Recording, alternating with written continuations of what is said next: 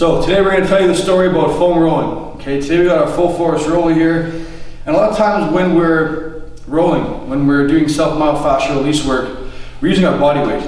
And sometimes we get to a particular point where it's like, you know, my body weight is not enough. I need to go in a little bit deeper. I need to apply more pressure. I need to get more traction into that certain area. So what we're going to do today is we're going to show you one way of many ways to apply more resistance while still using your body weight. Okay. So what I have here is I have an elevated surface. I have some aerobics, some steps here for aerobics, but I mean you can use a bench at home, a chair, anything you like really, and you're going to see how it's all done. So what I'm going to be doing today is I'm going to be addressing some tightness in the high hamstring close to the origin. Okay. For a lot of people that's a real cause of bad mobility or poor mobility. Sometimes we got poor mobility in our hamstrings, they can't move. Hamstring injuries sometimes come out of those. So we're going to do here today is to show you how to get into that high hamstring using the using a foam roller. So what I'm going to do here is I'm going to use my right leg first, right? So when you're setting this up, you want to basically have the roller no further past the midpoint, or else you're going to be like crashing into the other leg and it's not going to be effective. So what we're going to do here is we're going to have it sitting right here, if you're not going to be able to see when I'm sitting down. So the first thing we're going to do is have a seat. Having your leg close to the edge is important, and I'll tell you why in a second. But when you're getting your leg set up there on whatever surface, just think, I want to have my leg close to the edge. Okay. Next thing you do here, coming nice and high. Now where does that hamstring go? Well, pretty much you're going to feel where your glutes start to take shape here. Probably say about 1.5 or 2 inches into that musculature, you're going to find out where your hamstring lives, where it starts. So come on here like this. Now what I'm going to do is, normally you're sitting on the floor, you're rolling, but we're not feeling too much.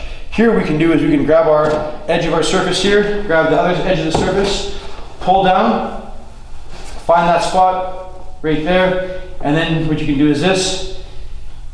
As your quadriceps are contracting, your hamstrings are lengthening, right? But as it's lengthening, pressure is being applied, right? So that's how we're going to go ahead and attempt to release the musculature in that area there.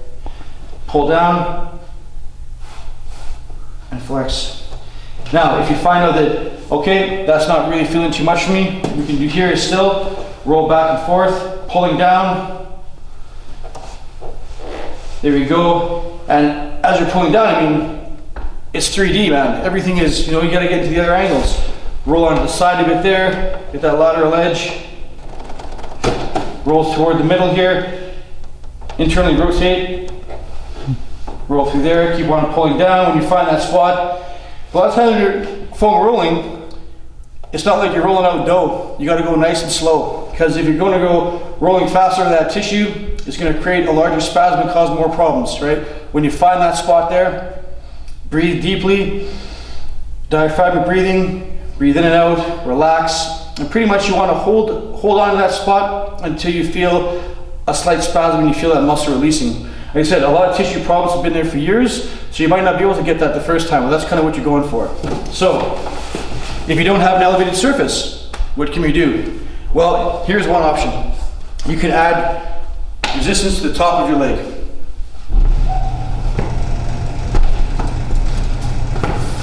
Same position for the roller. Okay, we got a kettlebell here. What I'm going to do is I'm going to first position myself on top of the roller. Bring resistance nice and close, here, and on the roller. And you'll find that this is also very effective. You don't have a kettlebell? No problem. Use a bag of flour, have somebody else press down on it for you. There's a lot of different ways to go ahead and apply more pressure to the top instead of using a kettlebell. Okay, the same thing too, internally rotate, get that medial edge there, externally rotate, and there you go. If you're interested in watching some more of our videos, please click on the subscribe link. We'll be happy to help you out. Thanks very much for watching.